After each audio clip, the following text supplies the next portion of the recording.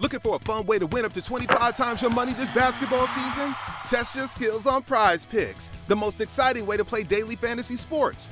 Just select 2 or more players, pick more or less on their projection for a wide variety of stats, and place your entry. It's as easy as that. If you have the skills, you can turn $10 into $250 with just a few taps. Easy gameplay, quick withdrawals, and injury insurance on your picks are what make Prize Picks the #1 daily fantasy sports app. Ready to test your skills? Join the Prize Picks community of more than 7 million players who have already signed up. Right now, Prize Picks will match your first deposit up to $100. Just visit prizepicks.com/get100 and use code GET100. That's code GET100 at prizepicks.com/get100 for a first deposit matchup to $100. Prize Picks, daily fantasy sports made easy. Welcome to the 6th episode of the Meet the Mancunian podcast. Every week, I aim to introduce you to an interesting Mancunian from this culturally diverse city, Manchester. We'll hear from ordinary people making an extraordinary impact. Presented by Deepa Thomas Sutcliffe, newbie Mancunian. Tune in every week for a new episode. Looking to find happiness? We hear from Helen Calvert, a life coach to female business owners and a podcast host in this episode. I'm delighted to introduce my guest, Helen Calvert, a life coach to female business owners and podcast hosts. Thank you, Helen, for joining me today. Thank you so much for having me, Deepa. It's a real pleasure to be here. Lovely. So how did you find your passion for life coaching? So, yeah, it's a really good question, isn't it? How do you get into something like that? And I was thinking about this the other day because usually I would tell you that I started coaching about 18 months ago. But actually, when I was thinking back, I've been working with women in one way or another for about 10 years. And I've been working with mothers, working parents, women of about my age, which is I'm 41. And I've seen what societal expectations and low self-esteem does to a huge amount of women. And I'm really, really passionate and have been for a long time about helping them find some freedom in life, some joy in life, and to just throw off the weight of all those expectations that they're dragging around with them. So I think when I look back on the work I've done and the different things I've done, it was a natural progression to move into life coaching, particularly for that group of people. Lovely. And can you tell listeners about your podcast and why you started it? Yes, so it's called The No Bullshit Guide to a Happier Life. And I started it in May of 2021. It was something that I'd wanted to do for a long time. I love podcasts. I love listening to them. And I'd wanted to record my own for ages, but couldn't quite figure out the angle or how I wanted to do it. And then as I started to coach, I really realized that was the key angle for me. It's about helping people to have a happier life, if that word means anything to you. You know, some people want contentment. Sometimes it's joy. Happy is a bit of a tricky word. But really, it's how to do that, but stripping away the bullshit, which is the idea that a nice bath and a scented candle can solve all our problems. I'm not into that, really. I'm into real talk about what it actually takes to get what we want out of life. So, yes, that's why the podcast was born. And who do you help and support? You've talked a little bit about women and mothers, but maybe just tell us a little bit more about what you think your average listener is. Yeah, so I know that I have listeners of both genders and from all walks of life because they've told me that they listen. But I would say that my main listenership is the same sort of people that I coach in my business, which is women running their own businesses. The majority are mothers, I think, not entirely, but the majority are. And they're probably around my age, certainly 30s and 40s. They're the women who have got to a certain stage in their life where they're realizing that they can achieve a hell of a lot more than they thought they could.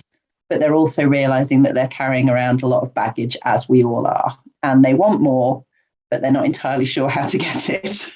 And they're often feeling quite overwhelmed. And yes, those are my people. I like it. What impact have you made so far? Well, since it started, the podcast has had nearly 5,000 downloads, which is really exciting. So I know that people are listening and taking it in, and I've actually had some really lovely feedback. It seems to be the case that the impact the podcast has is to give people a new perspective. So just slightly change the way people are seeing certain things, giving them those light bulb moments, which can then lead to some really big changes. I know that some of my episodes have led to conversations between partners, between friends, and it's about making people realize that they're not alone. Because so often people say, oh, I thought I was the only person who thought that, or I thought that was just me. And that can be so powerful, can't it, when we realize that we're not alone, we're normal, we're all experiencing the same stuff, and we can support each other to make changes. And I have a Facebook group that runs alongside the podcast. So we sort of carry on the conversations in there. And I've seen some brilliant conversations happening in there between women as well. So yeah, it's been wonderful to see, just as I say, those light bulb moments, and then people beginning to just slightly change tack, and you know that it's going to be a really exciting journey for them. Wonderful. That sounds very powerful. How can interested people reach out to you and learn more? You mentioned a Facebook group, maybe mention your podcast, any social media Yes. you'd like to give out. Yeah, so I'm on all the social media platforms, but I would say my favorite platform, just my preference, is Instagram. So you can find me on Instagram at Clear Your Day, Clear Day being my business, my organization name. You can find the podcast on Spotify, iTunes, all the usual places. But if you want to find everything in one place, if you go to www.clear-day.co.uk, you'll find links to my podcasts, my blogs, my coaching, everything you might want to find out. And you can find all my other platforms from there. Wonderful.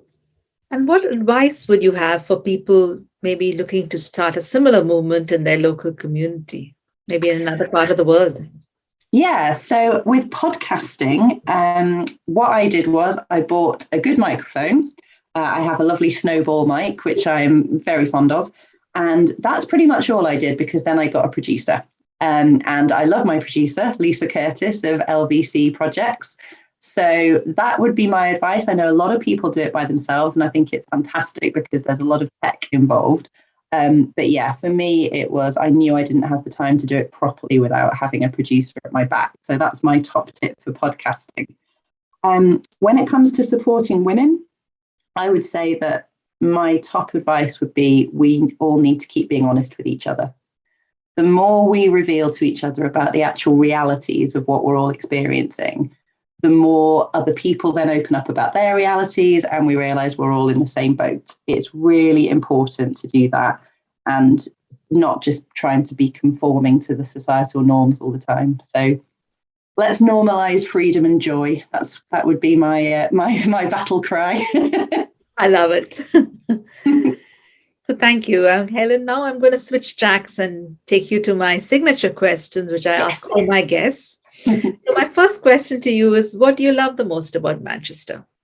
So Manchester is my adopted city. People might be able to tell from my accent that I'm not a native Mancunian, although my mother was born in Chorlton-cum-Hardy. I do have some northern roots. But I moved up to Manchester over 20 years ago now, and I absolutely love it. I think I love the can-do attitude and the humour and the busyness. You know, the busy bee is the symbol of Manchester. And if Mancunians want to get something done, they go for it. Nothing stops us, but we do it with good humour. And I love that. That's amazing. What's your favourite place in Manchester? So this one I was thinking about in the centre of Manchester. I actually really love King Street, the shops and restaurants on King Street. I used to work on King Street, and it was my haunt for a little while when I was working in the corporate world. So I would say that's probably where I gravitate to if I go into the centre of the city. But I wanted to mention somewhere a bit closer to home, assuming Greater Manchester is appropriate, because my actual favourite place ever is a cafe in Sale called Amphora. They do the best cheesecake in the world, and I would encourage you to check it out. For sure, putting it on my list. My top tip. Love it. What's the most important life lesson that you've ever learned?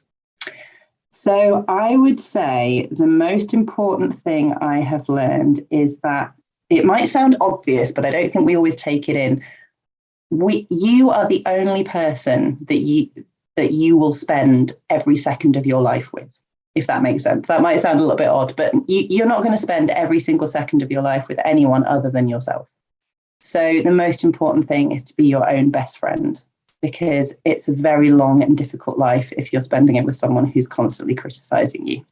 So be kind to yourself. That has been such a game changer for me, just realizing that it's down to me to make my life pleasant and to look after myself properly. That is really, it is very much like it's inspiring. I'm just thinking about it, and a lot of people I'm sure will resonate with this. It's a lovely life tip. Thank you. My pleasure. If someone wrote a book on your life, what would they title it?